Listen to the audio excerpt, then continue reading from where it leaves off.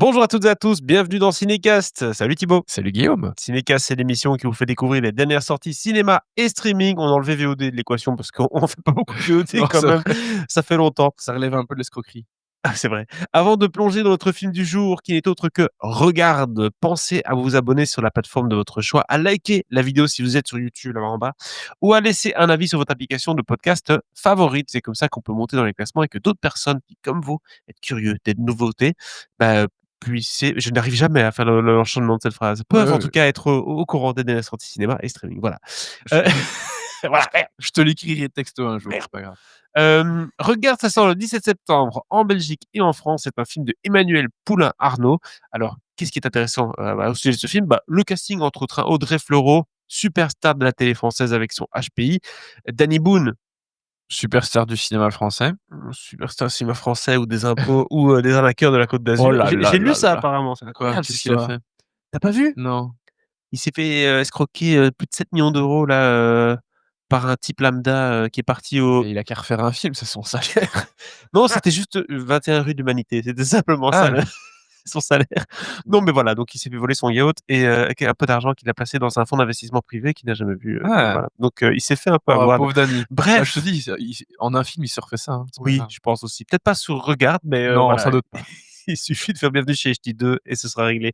Alors, Regarde, ça parle de quoi? Ça parle de Chris et Antoine, qui ont du mal à s'entendre depuis, leur divorce. Mais lorsqu'on leur annonce que leur fils de 16 ans est atteint d'une maladie rare qui va lui faire perdre la vue, ils s'efforcent à mettre leur rancœur de côté et les ex-conjoints vont embarquer leur fils pour des vacances inoubliables, bien décidés à lui offrir ses plus beaux souvenirs. Comédie mais drame aussi quand même, hein. On est sur un Bah sujet très oui, sérieux, bien même si sûr. on a 2 acteurs, une actrice et un acteur qui sont quand même, issus de la comédie et qui ont des punchlines visiblement dans ce film aussi. Alors qu'est-ce que tu en as pensé Thibaut? Ça m'a l'air d'être une proposition en tout cas plus intrigante de la part de Danny Boone depuis un petit temps, hein. J'ai l'impression quand même qu'on est sur un film où il y a quand même à boire et à manger. Oui, il y a à boire et à manger effectivement. Au niveau du film, bah, tu vois, enfin, c'est un peu ça peut paraître méchant à dire comme ça, mais on a souvent, au moins une fois par an, un film sur, tu sais, un personnage qui a une maladie ou qui va avoir un truc comme ça qui va Des lui tomber parents, dessus hein, la famille Bélier, on ou s'en rappelle. oui, oui, l'année dernière, on a eu le film sur le gamin, Bègue, là, le film avec José Garcia dont j'ai déjà oublié le titre. Le gamin Bègue, qui allait, faire un spectacle et On donc dit tu ça vois un comme ça. peu bah Oui, non, oui, je vois le c'est genre. pas Oui, oui, oui. voilà, je dis, absolument pas ça méchamment. Un film qui a Mais parlé d'handicap ou bien une pianiste qui a un voilà, problème des doigts aussi, on a eu ça oui, aussi, bah oui. ouais, tu aimes bien en reparler de celui-là. Heu, Il y en a un autre avec François Civil qui arrive, de piano. ah bon? Oui, Ah oui, oui, oui, le Arnaud Desplechin, oui, oui. dont je vais bientôt vous parler, la semaine prochaine, je pense d'ailleurs. Hem, mais oui, oui, mais donc voilà, ce sont des sujets qui reviennent régulièrement d'une façon ou d'une autre, tu vois? Où on va parler d'un handicap, d'une faiblesse, de quelque chose comme ça et de la façon, avec laquelle les gens vont un peu, se relever et lutter un peu contre ça ou en tout cas, apprendre à vivre avec, tu vois? Et se Bah, dire: «Bah, en fait, c'est pas parce que j'ai ça qui me tombe dessus que ma vie, s'arrête, soudainement», tu vois? c'est vrai que les couacs de santé sont des drames humains, Bah oui. assez faciles à explorer. Je veux dire parce que c'est quelque chose qu'on peut tous connaître dans notre vie. On va tous connaître un couac, santé, que ce soit chez nous ou chez un proche Bien sûr. et donc c'est un truc qui forcément est très désarçonnant et qui peut, remettre toute une famille, allez, en question, en émoi.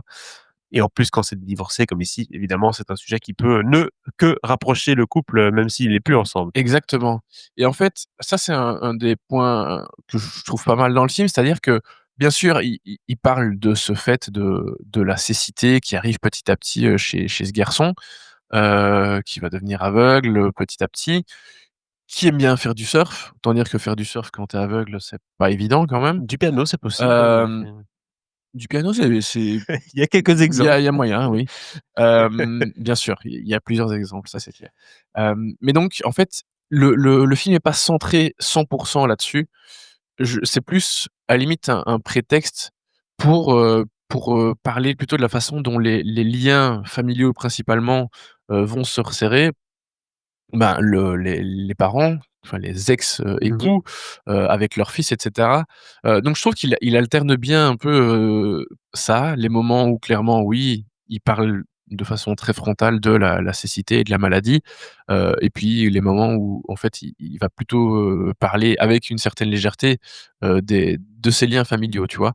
Hem Et bien sûr, c'est clair que quand tu as Danny Boone et Audrey Fleurot, à un moment j'ai eu peur, je me suis dit: «Ouh là, on a un truc quand même un peu sérieux». Alors Oui, certes, c'est ça. dont on peut parler avec une certaine légèreté et cetera, mais j'avais peur que ça tombe vraiment dans tu sais, enfin, Danny Boone et Audrey Fleurot. C'est ça. «Mais vous voyez Des pas que mon fils est aveugle? Laissez-le passer dans la file, blablabla». Ouais, Tu vois? Les trucs ouais, vraiment, ouais, les sketch, quoi. ouais, ils Oui, peuvent vite en faire des caisses oui. et ce qui est quelque part, quelque chose qu'on aime bien chez eux, mais qui se prête pas forcément à tout non plus, tu vois?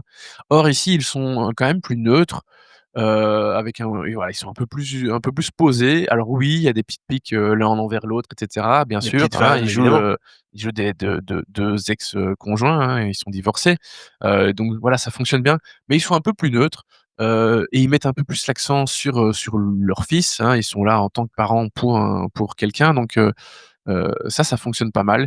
Bien sûr, je l'ai dit, ils ont leur moment aussi, où ils vont se rapprocher et ça fonctionne pas mal. Donc Ouais. je trouve que leur dynamique est plutôt bonne et bah, l'interprétation d'Ewan Bourdelle, qui est donc le comédien principal, est très bien aussi. Donc au niveau des interprétations, on est pas mal, on n'est pas dans le truc, qui en fait des caisses, donc ça c'est bien.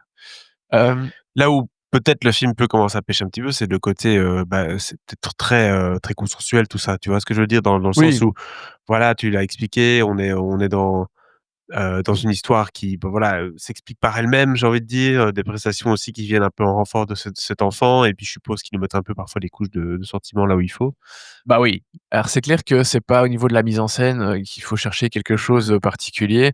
C'est clairement du pilotage automatique, du champ contre champ, des plans larges, enfin, il y a rien de spécial. On est clairement et je suis un peu méchant en disant ça, mais on est clairement au niveau téléfilm où vraiment il y a vraiment rien de particulier à se mettre sous la dent.